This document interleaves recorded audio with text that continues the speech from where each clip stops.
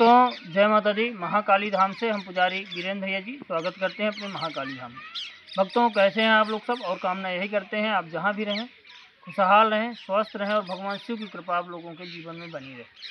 भक्तों चेकिंग करवाने के लिए, साधना करने के लिए और अभिमंत्रित सिद्ध माला मंगवाने के लिए आप हमारे व्हाट्सएप नंबर पर संपर्क करके आप हमको जानकारी दे सकते हैं। हमारे नंबर पर मैसेज कर सकते हैं, कृपया फ़ोन न लगाएं। आपको जब व्हाट्सएप में आपका मैसेज आ जाएगा तो मैसेज देख करके आपको रिप्लाई दिया जाएगा। भक्तों आज का हमारा विषय है कि कुल देवी के क्रोधित होने से हमारे जीवन में क्या क्या समस्याएं आती हैं। कुल देवी अगर क्रोधित है तो आपके जीवन में क्या क्या समस्याएं आती हैं, आप ये जान लीजिए।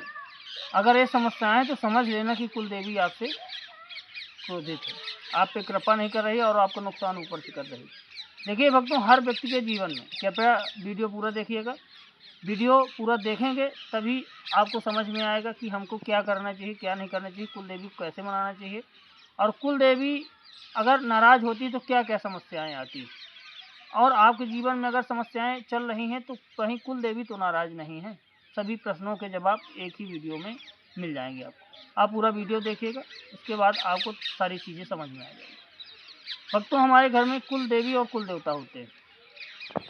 कुल देवी कौन होती है, कुल देवता कौन होते हैं? जो हमारे पूर्वज, जो हमारे वंशज किसी देवी देवता को जिनको पूजते आ रहे हैं उनको हमारे यहाँ कुल देवी और कुल देवता बोला जाता है।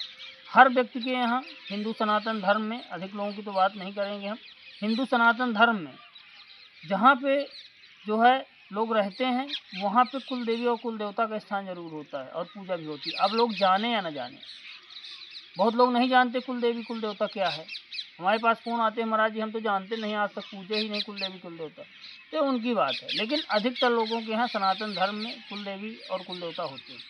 अब कुल देवी का स्थान जो है घर के बाहर होता है। अधिकतर लोग घर के स्थान वैसे अंदर देना चाहिए, डेयरी के अंदर, बाकी मंदिर वगैरह बाहर बने रहते हैं, लोग पूजा करते हैं।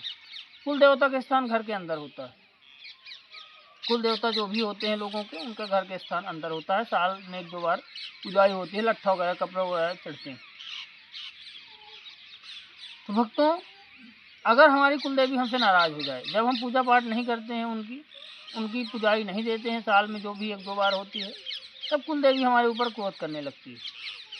वो तो माँ है, मान लीजिए एक दो बार तो चल जाता है, गलती हो गई माफ़ करती है, लेकिन बार बार कोई व्यक्ति गलती करता है, उनकी पुजाई नहीं दे रहा, क्योंकि वह पुजाई आपके वंशज से ले रही, पूर्वज से पूजी आ रही है वह, तो आपके घर में जो है उनकी जो भी पुजाई हो तो देना ही देना पड़ेगा। अगर नहीं दे रहे हैं तो आपके घर में वह क्रोधित हो जाएगी। और जिनके घर में कुल देवी क्रोधित होती हैं तो ये मान के चलिए बता रहे हैं कौन कौन सी समस्याएँ आती हैं जीवन में। कहीं आपके जीवन में चल रही समस्या तो आप समझ लेना कि कुल देवी नाराज़ है। पहली समस्या, आपके हर काम में अड़चन आएगी। अगर आपके घर की कुल देवी नाराज़ है, आपसे क्रोधित है, तो वह आपका काम नहीं होने देगी। अगर आपके काम में रुकावट आ रही, अड़चन आ रही है, काम आपके बिगड़ जा रहे हैं बार बार, तो समझ लेना कि हमारे घर की कुल देवी क्रोधित है। यह कि काम होते होते रुक जाते हैं, होते हुए लास्ट में जो है तो लोग रोक लगा देते हैं, तो समझ लेना कि कुल देवी हमारी नाराज़ है। दूसरा, अगर आपके घर में जो है जन हानि हो रही, जन हानि या कि पशु हानि हो रही, अगर आपके घर में बार बार गाय भैंस मर जाते हैं कि लोग बीमारी से मर रहे हैं जूझ के, तो मान के चलिए कि आपके घर में कुल देवी बहुत अधिक क्रोधित है। ये समझ लेना, ये इशारे हैं कुल देवी के, आप समझो या ना समझो, माता तो इशारा करती करती। आपके घर में गाय या कि बैल जो है या कि भैंस आपके घर में नहीं टिक रही, मतलब पशुधन नहीं टिक रहा है, या कि लोगों की बीमारियों के कारण मृत्यु हो रही, मान के चलिए कुल देवी हमारे ऊपर क्रोधित। धन आपके पास था खूब, लेकिन धन धीरे धीरे घटता जा रहा है, आमदनी घटती जा रही है, धन का जीवन में अभाव हो रहा, तो समझ लेना कि हमारे घर में कुल देवी की कृपा रुक गई है, क्रोधित है, बहुत प्रचंड रूप से हमारे घर में कुल देवी क्रोधित। अगर आपके घर में जो है तो खूब कलह की स्थिति बन रही, घर में खूब लड़ाई झगड़े हो रहे हैं, खूब लोग आपस में लड़ाई झगड़ा कर रहे हैं, खूब जो है तो आपस में लड़ रहे हैं, तो मान के चलना कि कुल देवी हमारी क्रोधित हो चुकी है, कुल देवी बहुत नाराज़ है। और अगर आपके घर में बार बार कोई तंत्र कर रहा है, तंत्र क्रिया आपके घर में हो जा रही, बार बार यहाँ वहाँ से टोने टोटके हो रहे हैं आपके ऊपर, तो मान के चलिए कि हमारे घर की कुल देवी क्रोधित है, इसलिए हमारी रक्षा नहीं कर रही।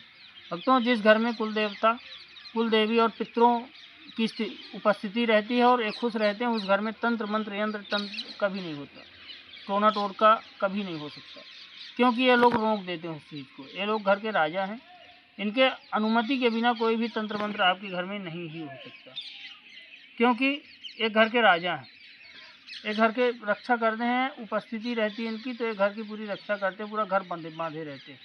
अगर ये दोनों जो है कुल देवी कुल देवता पितृ तीनों जो है नाराज हो गए या कि इनका बंधन कर दिया गया, भाई आप अगर पूजाई भोग नहीं दे रहे हैं तो कोई भी तांत्रिक जो है तो पूजाई भोग दे करके इनको मना सकता है और अपने अंडर में ले सकता है, तो एक घर की रक्षा नहीं करते, तो आपके घर में जो है तंत्र मंत्र हो जाता है, तो तांत्रिक लोग शत्रु लोग आपके बर्बाद करते हैं। तो कुल देवी क्रोधित अगर है तो उनको मनाइए, क्योंकि कुल देवी अगर क्रोधित हो जाएगी और कुल देवता और पितृ क्रोधित हो जाएंगे तो ये मान के चलिए आपका जीवन नर्क के समान। आप इतनी मेहनत करोगे लेकिन कोई फल प्राप्त नहीं होगा, पूजा पाठ भी करोगे तो कोई देवता आपकी सहायता नहीं करेगा अगर कुल देवी कुल देवता नाराज, क्योंकि इनका दोष व्यक्ति के ऊपर लगता है, क्योंकि आपके पूर्वज उनको पूज रहे थे, ये पीढ़ी दर पीढ़ी पूज रही है आपके घरों में, तो इनकी सेवा जरूर करें आप लोग और कुल देवी को मनाइए। कुल देवी के मनाने के कई उपाय वीडियो में बताए गए हैं, उस हिसाब से आप कुल देवी कुल देवता को मनाइए तो आपका जो है कल्याण हो जाएगा। और आप मनाएंगे नहीं तो बिल्कुल ये मान के चलिए कि आपके घर में जो है तो हमेशा बरकत रुक जाएगी, आप परेशान हो जाएंगे, बीमारियों से परेशान हो जाएंगे, घर में कुछ ना कुछ बाधा जरूर बनी रहेगी, आप भटकते रहेंगे और समझ नहीं पाएंगे कि हमारे साथ क्या हो रहा है। तो भक्तों, कुछ ना कुछ रास्ता व्यक्ति को निकालना चाहिए और कुल देवी कुल देवता को मनाना चाहिए, क्योंकि हमारे पूर्वज हैं, पूर्वज के पूजे हुए हैं, और पितरों को भी मनाना चाहिए। भक्तों, हमारे द्वारा दी गई जानकारी आपको कैसी लगी आप कमेंट करके बताएं, चैनल को लाइक और सब्सक्राइब जरूर करें। भक्तों, जय माता दी।